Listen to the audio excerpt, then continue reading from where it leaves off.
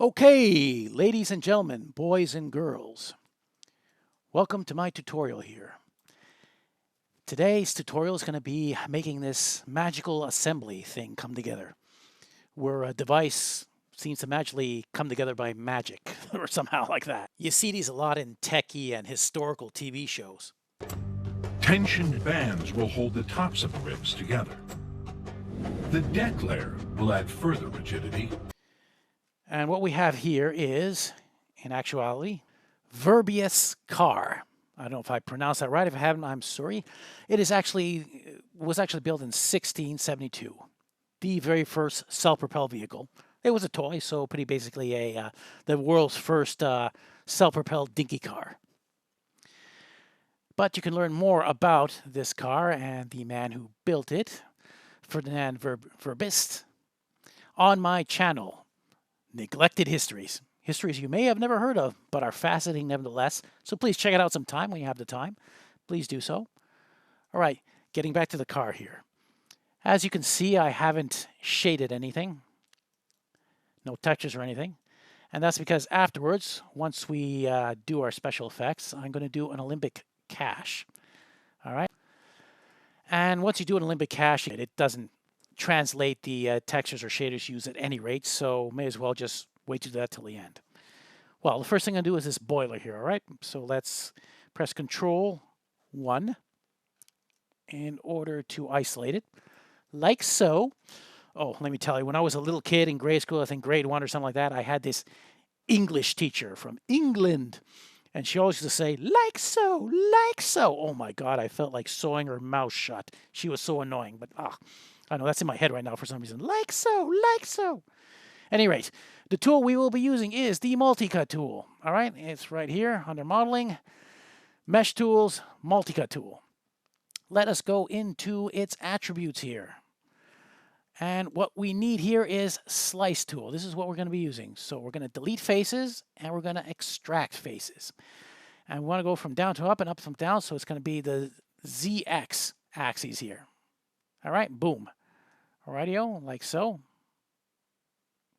Like so. Okay, this one's going to come down. This is going to be the one that comes down. And guess what? We can animate this. We can keyframe it. Bet you never would have guessed. All right. And now we need a second one because I want it to kind of meet in the middle. So let's do another one. Click. Same thing. And we're going to go to our history here. And now we have both of them. This one, however, is not orientated quite right. So I'm going to click this circle here in order to get the gizmo thing for turning it. And I'm going to press the letter J, all right? J. So you can go to manipulate it to the cardinal degrees. And you want it right there. Awesome. Alrighty-o. So this one's going to come up like so. And this one at the bottom here, it's going to come down like so, all right?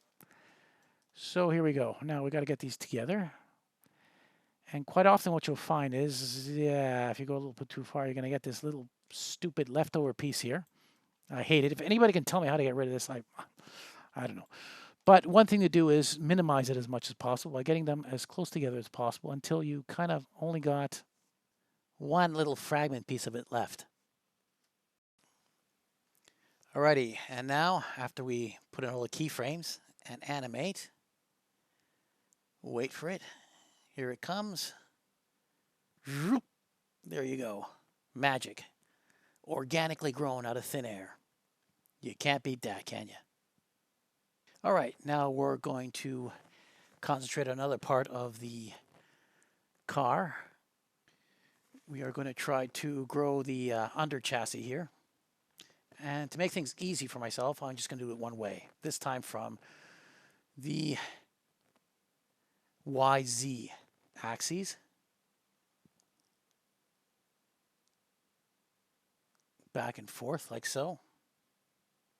Take it to there. Try our best to get rid of that last little bit. And if I can't, I'll just, use After Effects to get rid of it with Alpha Paint Effects or something. Paint it out. I shall keyframe it by going to the beginning of the timeline, and I'm gonna fast forward a bit. I'm gonna slide the tick a little forward because I want it to start a little later in the animation, maybe about 14. There we go. Yeah, that'll be good. And keyframe that by pressing S, and then just grow it out all the way.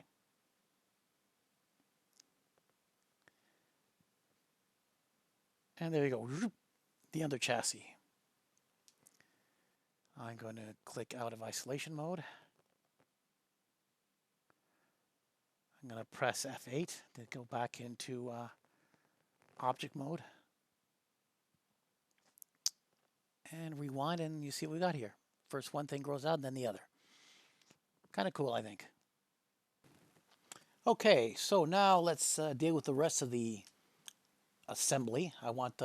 We'll start with the wheels. I want the wheels to kind of fly together as if out of nowhere. All right, so I'm going to pick a certain spot on the timeline for when I want them to actually arrive. Then I'm going to select them all, like so, like so. And then I'm going to go to the end of the timeline, or close enough to it, like right here. And of course, I'm going to start moving my wheels way far away out of camera frame, wherever camera frame we might choose to film this in, or renders in, I should say. Alrighty-o. And then, of course, I'm going to select them all and press S. On both sides, press S. And there we go. Whoop. They all fly together. Now we'll do the same thing with the axes here. Let's select the spot. I want them to come in just before the wheels come in, so that they're ready to shish kebab the wheels when they come in. So I'll keyframe it there. And I'm going to have them come in from opposite angles, or opposite directions. So I'm going to click this one way over here. And I'm going to take this axis and slide it in the other direction, way over there. And then keyframe it, press S, and there we go, boing. Okay. I take it from here on out, you pretty well get the idea. Maybe I can do the same thing with this gear shift thing. I wanted to come in just before the body kind of cages it out, so before it gets shut off from getting in there. So way over there. And then it comes in just as the under chassis is finished being formed. Now, as for the rest, for the textures here and there, I think what I'm probably going to do is just like this brace here, or this under cauldron thing for the boiler, is animate the textures themselves. Animate the actual transparency of them, I should say. Meaning that, I'll show you right here. If I go to transparency, and I completely put transparency to 100, or actually start off at completely opaque, and then keyframe it, and there you go. But of course, I'll be doing it to the individual textures for those two objects, which I'm going to use some sort of iron shader for. And it'll look like they're materializing as the rest of the assembly is coming together, or growing from in out of itself, type of thing. Okay, and that pretty well brings it to an end. I mean, not much more you need to know. One thing to keep in mind, you cannot delete your history. If you delete your history, you will lose that slice tool assembly special effect we did. It'll be frozen at whatever point in the timeline you deleted your history.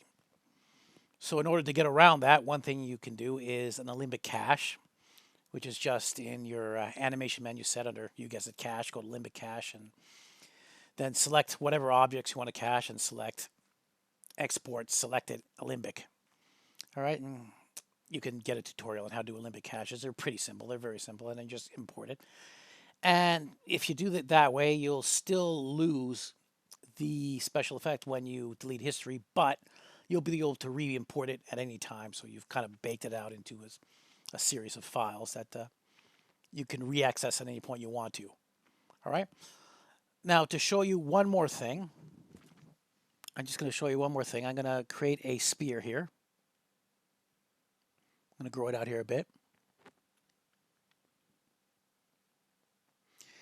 And once again, I'm going to use the multi-cut tool. Right there, go to slice, go to slice. Alrighty-o, we're going to go from up to down. Let's go the other way. So I'm just going to press J to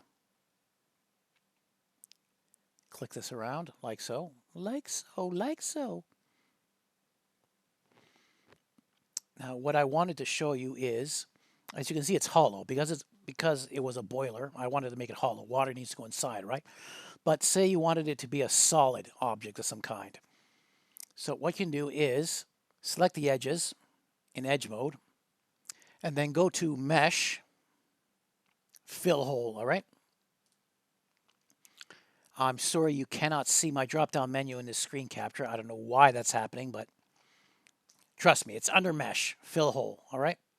And now you filled in the hole, obviously. For the first section, at least, you have it filled in. Now, if you want to do the second section or other continuous sections, you just have to repeat the process. All right. So I'm going to repeat the process. I'm going to select all the edges, go to Mesh, Fill Hole. And there you go. For those two sections there, and you got it 1, 2. And you can continue going up or down, just keep going, filling in the hole. And that pretty well concludes the tutorial. Okay, so you know what I'm going to say here, right? You know it. You know what's coming. Please subscribe. Hit the like button. And click the notification bell. Well, do it if you want to or not. But at any rate, thank you for watching my tutorial, and I hope to see you on my channel. Take care. Bye.